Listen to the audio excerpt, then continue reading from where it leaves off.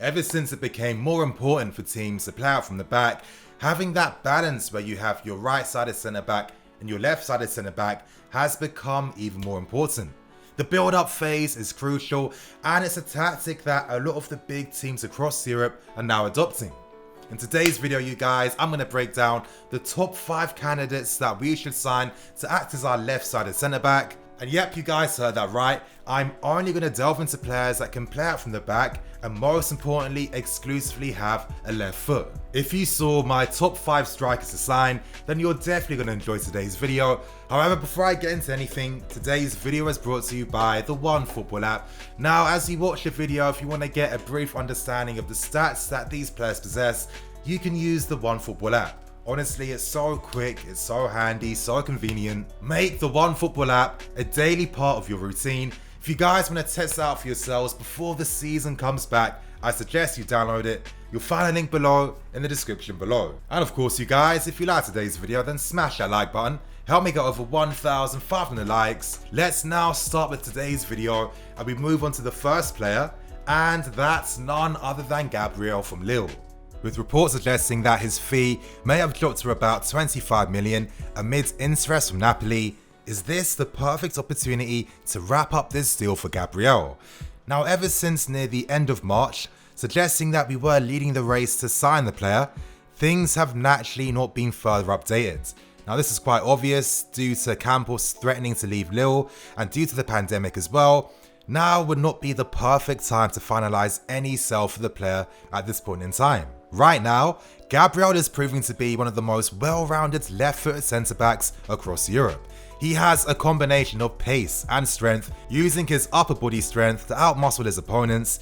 His timing of the jump is very good, and he's very dominant in the air, winning about 65% of all aerial duels. Now, with most defenders, they tend to be good at either one form of defending or the other. However, with Gabriel, he mixes his dominance aerially with a very strong ground defensive game, winning about 74% of all his ground duels. The player is comfortable leaving his defensive line to help support the fullbacks when needed, which is imperative for us because under Frank Lampard, he likes to have both fullbacks leaving their positions to support the play further up the field. Gabriel has this pace to match, allowing him to follow runs in the channels, as well as using his pace to cover the spaces left and behind from our fullbacks. Now, Gabriel has also shown that he has high levels of concentration, and this means that he's forever keeping within the team's defensive line. However, there's one aspect of the player's game where he really shines, and this comes down to the distribution that this player possesses. Now, ever since David Luiz has left, we have not really found the right player to play the same type of passes between the lines and those searching through balls from deep. However, with Gabriel, this really is an area of his game in which he particularly shines. Currently in Ligue 1, he's completed the most final third entries with about 111 passes, and his passes tend to be of the medium and long range distance. Now, you guys, just imagine him pinging these accurate long balls from deep, either finding Ziyech or Reece James down that right hand side. We've missed those accurate vertical balls from our own half, and if we sign Gabriel, he instantly solves this. With Gabriel now, all this game needs right now is extra refinement. Remember, he's only 22 years old, but at this point in time, for a player of his age, he has a pretty complete all-round game, and he possesses all the potential to become one of the leading centre-backs of this generation. We now move on to the second centre-back option, and his name is Pau Torres from Villarreal. Now, this season in particular, Torres is starting to make a name for himself at Villarreal. He's won his first caps representing Spain, where he happened to score in his debut, and this season in La Liga, he's really proven to be one of the most reliable defenders this season. Now, Torres is about 6'3" and he has an extremely strong positional game. He covers the spaces in behind the fullbacks perfectly, and this is an attribute that we need because, as I explained before, Lampard likes his fullbacks to push further up to help support the play in the final thirds. Now, stylistically, I really see Pau Torres as the left-footed version of Andreas Christensen. Like Christensen, a lot of their great defending is mental. They react well to oncoming attackers, and they can do this by showing them on their weaker foot, by blocking passing angles using their smart body positioning, and by making challenges only when the opportunity is best. In football today, reactive defenders tend to always catch the eye and get that recognition. However, proactive defenders never tend to get that same recognition. Like Christensen, Torres places passes with perfect weight, which makes it very easy for the receiving player to control. And another great thing about the player is how his passing game has really improved. Now, when I look at young players in particular, I want to see how they developed from the previous season. And ever since he signed for Villarreal, a team that used a possession-orientated tactic, Pau Torres has shown that he really complements this style of football. He's very good at making vertical passes in the left channel in particular, which really help us due to the speed of our play and because it helps the wingers down the left flank who can then receive the passes higher up the field, as Torres has the vertical passing range to bypass the midfield and find our attacking players. Now, of course, in terms of aerial dominance and being aggressive, well, Torres has the same issues that Christensen has. However, if we signed the left-footed version of Christensen, would this be best for the many right-footed centre-backs that's currently at this club? It seems like every single one of them is crying out for a left-footed defender to play alongside. We now move on to the third player on this list, and it's none other than Samuel Umtiti. With reports suggesting that Barcelona are now willing to sell him for under 30 million, does this make him the perfect economical signing to make in this window?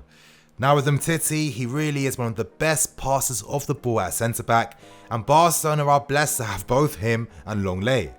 Now, injuries have been an issue that he's faced, and naturally he picked them up because he really took a risk to make sure that he was fit for the World Cup.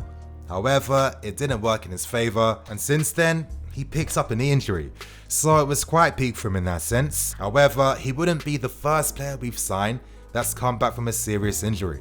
Now, as I stress, Umtiti is known for his exceptional passing and interception abilities.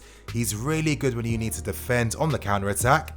And even though he's very elegant on the ball, is there a question that maybe he isn't as aggressive enough with his vertical passes? Now, we're a team that prefers speed on the ball instead of possession for the sake of it, and could Umtiti be worth taking that gamble on due to his experience and our need to have a left-footed defender for the system? I mean, we can keep it real, this would be a gamble. Is there a possibility that Umtiti is now showing signs of physical weakness? And we know that in the Premier League, if you have any physical ailments, well, you are going to get shown up. Still though, you guys, depending on the market this summer, Umtiti could be the most valuable signing to make in this next window. We now move on to the fourth player on this list, and this player is a young 19-year-old that has the world at his feet. He plays for Monaco, and his name is Badiashile. Now this season, the player's made very good progress, and he's displayed that he has all the abilities to become an all-round dominant defender.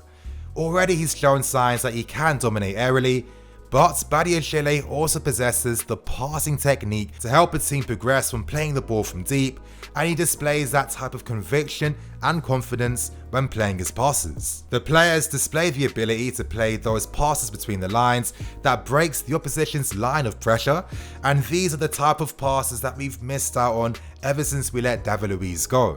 Now you guys, just picture Ziyech moving in the right channel, receiving this type of pass from a player like Badiashile. Honestly, I like this kid's confidence. He's comfortable carrying the ball into the final third, and it's really good when defenders possess this ability because it does attract pressure from the opposition, which frees up more spaces in the final thirds. Badiashile has improved a lot, really working on his body positioning. So now this means that when it comes to reaching the ball and where to move off the ball offensively and defensively, he's showing strong signs of tactical intelligence. I'll give you guys a brief example. Sometimes Tomori was a bit susceptible at not really pushing out wide enough down the left hand side to receive the pass and create those passing angles. But to give praise for one more attribute that Badiashile has, well, that comes down to his anticipation. He now knows when to follow those pressing triggers and when to just hold his position and stay in line with the team shape. Now the only question is, would the move be the best thing right now? Would consistent game time with Monaco maybe be better for the player instead of taking the next step up too soon and signing for us? Or maybe you guys, maybe, just maybe, he would be seen as a project player, because he's already showing the signs that he does possess very special abilities, playing as a left-footed defender. And with our club's current environment, and with Frank's confidence to blood young players and let them grow and express themselves, could Badiashile be moulded here to be built for future dominance? And now to end with the final player on this list, he should be a player that we're all familiar with, and his name is Romagnoli from AC Milan. Now, he's been a player that we've been linked with for years, with reports suggesting that AC Milan are holding off contract renewal talks at this point in time. Could this be a dumb mistake on their hands, especially when Romagnoli is represented by Mino Raiola? At this point in time, Romagnoli needs to test himself playing in European football, and at AC Milan, can they help him fulfill his footballing ambitions? Romagnoli is known for his leadership, and this isn't necessarily the classic vocal type of leadership. He's the type of player that expresses his leadership by the consistency in which he plays. He's a very proactive defender, and he has a pretty all-round defensive game. He provides composure playing out from the back. He's the one that progresses the ball at AC Milan. And he has all the signs of a classical Italian defender who knows how to use his body, when to make the right tackles, and obviously when to fool the referee. Now, one thing that Romagnoli has struggled with over the years has been his disciplinary issues. At times he's picking up needless fouls, or he's over arguing with the referees.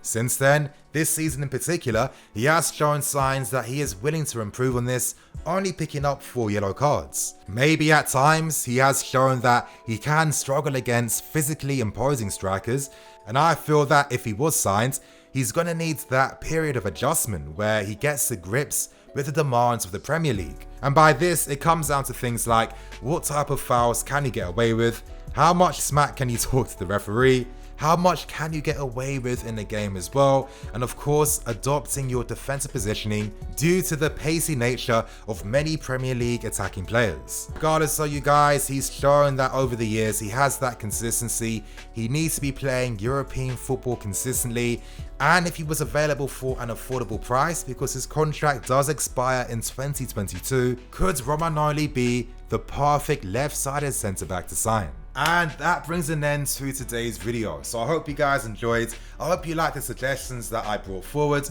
If you didn't agree with them, and if you didn't agree with them, then provide your own suggestions in the comment section below. Who out from these 5 players do you hope that we sign in this next window?